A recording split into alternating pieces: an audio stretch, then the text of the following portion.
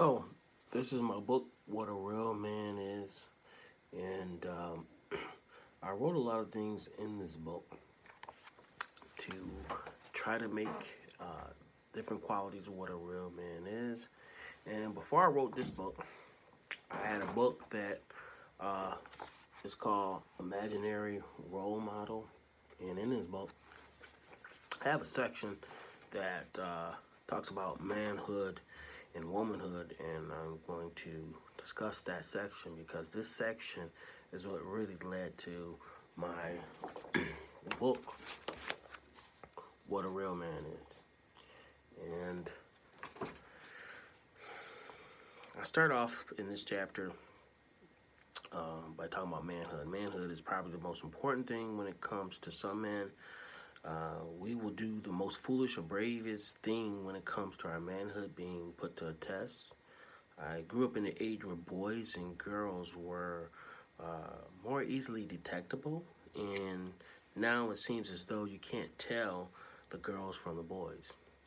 I am seeing more young males with behaviors like females and more girls acting like boys than I ever saw when I was growing up.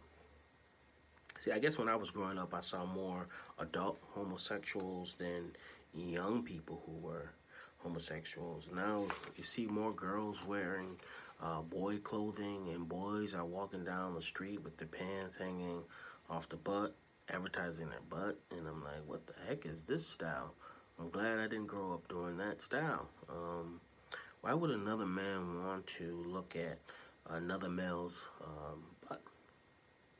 You see your underwear. In jails, this was a thing that homosexuals would do to advertise a booty call. And now our young males are walking around the streets thinking that they look cool. But older adults who knew the true meaning behind this trait are looking at these young males like they're foolish. This is a trait that was learned in jail and is influencing some of the young males. And hip hop artists are doing it, so it's been taken as some type of cool culture because everybody wants to be cool. And hey, I follow some trends back in my day that I'm not proud of because I wanted to be cool when I was young too. So I do understand it to a certain extent. So don't get me wrong. I know teenagers have impressionable minds and will follow different fashion trends to be cool, but how can you call yourself a real man when you are following a homosexual trend? Now, before I continue, I don't want to. I want to let you know that although I'm a straight male, I am not trying to bash homosexuals with what I'm writing or talking about. I am attempting to. I'm trying to talk about a real man, and in that process, I have to talk about homosexuals because they are complete opposites of what a real man is, in my opinion. In fact, we all have homosexuals in our family tree, and we all love them. Even though we don't maybe agree with what they do, but we love those individuals because they are family members, right? But if you're a grown man or woman and that's what you chose to do, then that's up to you. My, the only issue I take sometimes is I don't want you to force what you do on society to turn others in directions to try to make society to believe that it's a natural thing or everyone should feel comfortable or good with it. And I don't think we should go around. I mean, if you want to have something on your own channel or do something privately where somebody can turn on and turn it off and look at it, that's on you. But I think that, you know, I don't like signs of homosexual or straightness out in public. Do whatever you do behind your closed doors, that's your business. I think that if you are a homosexual, you should be respected as a human being.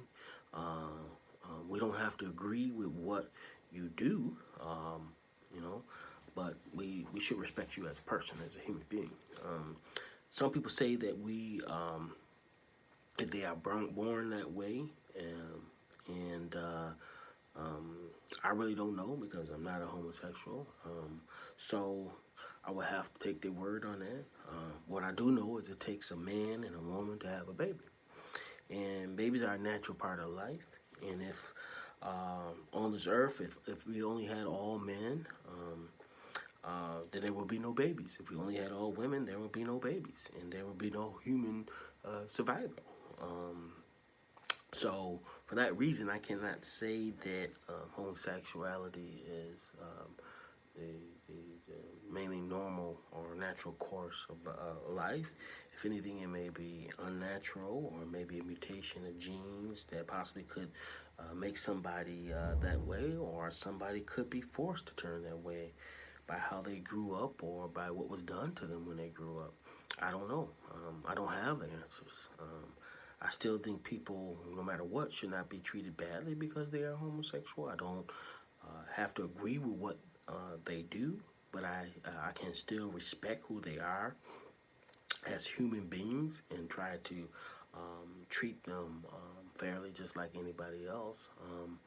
But I think one of the big problems in society is there seems to be less good examples over time of what it is to be a real man, and with the breakdown of the family and an increase in single mother households, there's no man to teach boys how to become a man on a day-to-day basis, and you have to rely on a woman to teach a boy how to become a man.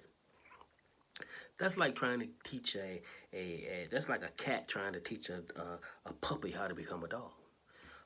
Sure, a woman can teach a boy things about being a man, but unless you can feel what it is to be a man, it's more difficult to help that boy with his entire process of turning into a man. Some things that you can help with, but there's a lot of things that you might not be able to help with. To help with that process in becoming a man, I think you should have your son do mostly manly stuff if you're trying to help him, and instead of doing female stuff. Now, before some people get upset about what I'm saying, I'm not saying that a woman or a man can't do some of these things, same things. But what I am saying is, if you want your boy to become a real man, you have to feed his mind with manly stuff, or you can have your boy turn into a girly man or metrosexual, as they call it today. I think you need to have male chores and female chores like they did in the old school days. Have females cooking and cleaning and boys lifting and doing hard, dirty work. This is why it's so important to have the male role models around for your boys and female role models for your girls. Eventually, kids become adults. They are going to have to learn to be independent. So males will have to know how to do female and male chores as well as females. I just think when kids are young and developing, they need to see that there is a difference between males and females, and that there are things in the life that women do that men don't do, and vice versa. Without this distinction, you create a situation where boys think it is okay to act like girls, and girls think it is okay to act like boys. So this can be confusing to some kids and create an identity crisis. I think it's also important to create a distinction so that at an early age boys can understand that there are male ways and women ways of acting. You can still teach your kid that both women and men need to know how to do some of the same things to be independent, but there are definitely some things that real men don't do and real ladies don't do.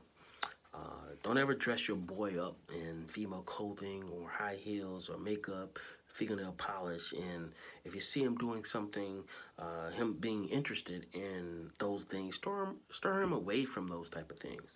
Be careful that he is not picking up a mother's feminine ways, since your boy will probably be around you a lot when he's young and trying to imitate what he sees. So he's going to try to imitate you. So be aware of that. He needs to know that he is not supposed to emulate how you act and what you do as a female. Your son will look up to you, so it's important that you tell him the things female do and what males usually do, and let him know as a male he has to do male things. A real man doesn't go around hitting women. We should respect them, treat them like we would treat or our mothers with respect. Too many men beat on women to control them. If you have to beat on them to control them, then there has to be something inside of you that is lacking as a man. If you are trying to do the right things by the lady, then she should listen to you. And if she's not listening to those right things you are saying or trying to do, then maybe you should leave her alone and find the right woman who will listen to the good things you have to offer, and vice versa for women. I see too many guys trying to control a woman with money or women trying to control the guy with sex. In either case, if you're controlling someone with sex and money, then they don't love you, but love what you can do for them. A real man or woman recognizes this and seeks out a mate that loves them for who they are and not for what you can do for them. A real man protects the people he loves. This doesn't mean you have to fight every guy who looks at your girl and says something you don't like. People are going to say things you don't like, but remember, sticks and stones may break your bones, but words will never hurt. If you have to choose your battles, if someone is really trying to harm you and your family, then it's reasonable to protect them from physical harm. A real woman backs up her man and sticks by his side in good and bad times.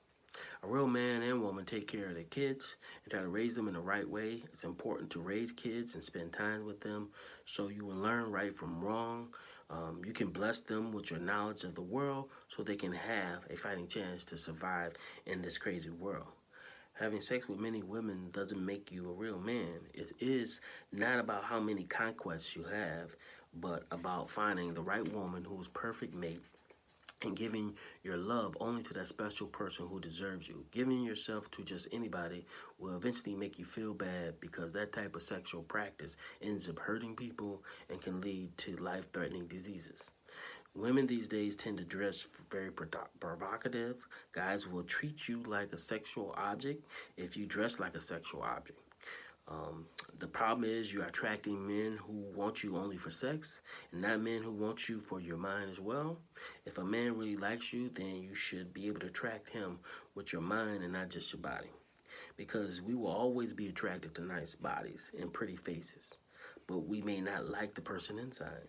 So be careful with how you attract guys. Women also have to be careful with whom they give their bodies to, because some men will not respect a woman who sleeps with too many guys. I know mothers have said to their daughters, if you lay down with dogs, you wake up with fleas. Mothers have also said everything good to you ain't good for you. A real man or woman are responsible individuals and have minds of their own and are not led by what others do, but what is right in the eyes of the Lord. So that is the chapter out of my book, Imaginary Role Model. And based upon that chapter in my book, I wrote another book called What It Is to Be, what a real man is. So I had to read that chapter of my other book to make you understand why I wrote this book, What a Real Man Is. So to teach those out there who need to know what a real man is. Thank you. And please hit the like and subscribe button. Thank you. Have a nice day.